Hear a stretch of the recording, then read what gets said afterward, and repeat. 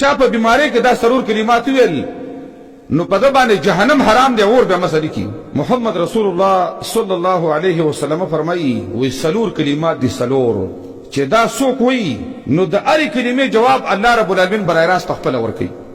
لکه ته چې دا الله څخه خبرې کې دا الله څخه د کائنات او باچا د زمکه او د اسمان باچا رحیم او کریم چې د خوري نه دا کلمات وباسي وی ډایرک الله رب العالمین یو سکند کې دنه واپس دغه جواب درکړي. او دویمه جمله و فرمایله ویل دا سرور کلمات چې څوک وی یو مریض دا سرور کلمات ویل نه جوړه دي. الله دې موږ ټول روح کې او ټول مریضان دې الله خکې.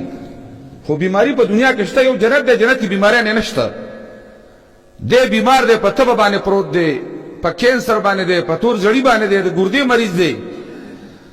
خو چې دې بیمارو د پرې بیماری کې دا سلور کلمات ویل نو امام الانبیاء محمد مصطفی صلی الله علیه وسلم فرمایي من قال فی مرضه نو لم تطعمه النار. که چا په بیماری کې دا سلور کلمات ویل نو په د باندې جهنم حرام دی اور به مسلې کی اور ته شتلی. او کلمات انتهایی آسان انتهایی خواږه. خدا الله رسول او مشفق انسانو د دې امت تربیت وکاو. ول دا سرور کلمات چې وایي الله بدل جواب درکړي. دوی مدار کنا جوړ وي او دا دی ویل او مرش په دې بیماری کې نو لم تطعمه النار. دا الله نبی فرمایي دی به چرته جهنم اور مسلې کې. هغه سرور کلمات دادی صحیح حدیث د الله رسول لا اله الا الله والله اکبر لا اله الا الله وحده لا شريك له. درم لا اله الا الله له الملك وله الحمد. او سرورم لا اله الا الله ولا حول ولا قوة الا بالله. وسنا الله نبی فرمایي چې کله یو مسلمان مؤمن دسی وي چې لا اله الا الله والله اکبر نشته بل اله نشته حقدار د بندګۍ نشته بل معبود سوا دی الله نه او الله د ټولو نه لوی دی.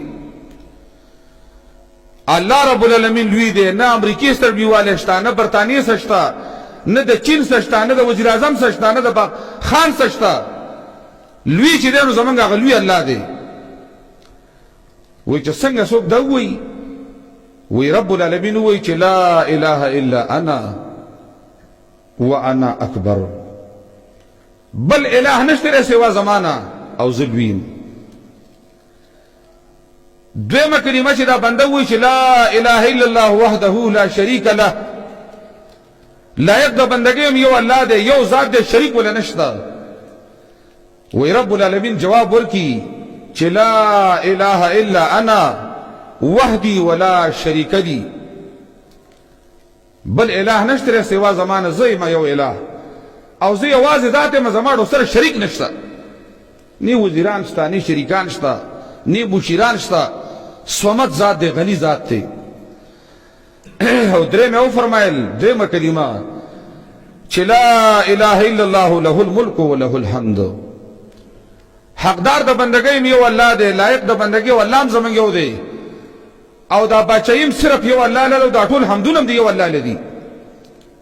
وی الله جواب وکي چې لا اله الا انا ولي الملك ولي الحمد. حقدار د بندګۍ اله هم زما او ټول بچي او ټول حمدونه مال دي. او چې دا وی لا اله الا الله ولا حول ولا قوة الا بالله نشته بل اله سوا د الله نه او نشتره بچ کېدل د ګناه نه نشتره طاقت د نیکی مگر د الله په مدد. وی الله فرمایي چې لا اله الا انا ولا حول ولا قوة الا بي. دا کلمات دي ډېر انتهایی آسان دي ځکه دا کلمه خاصه موږ یاد کړې ده. لا اله الا الله ورچاله ورزي خو لا اله الا الله والله اکبر لا اله الا الله وحده لا شريك له لا اله الا الله له الملك وله الحمد او لا اله الا الله لا حول ولا قوة الا بالله. د هرې جملې جواب رب العالمین تعالی درکوي. او دویمه دا ده که کوم مریض چېرته په مرض کې دا وویل او دی مړ شو نو د الله نبي فرمایي ډایرکټ جنتي دی اور ته به لاړ نه شي.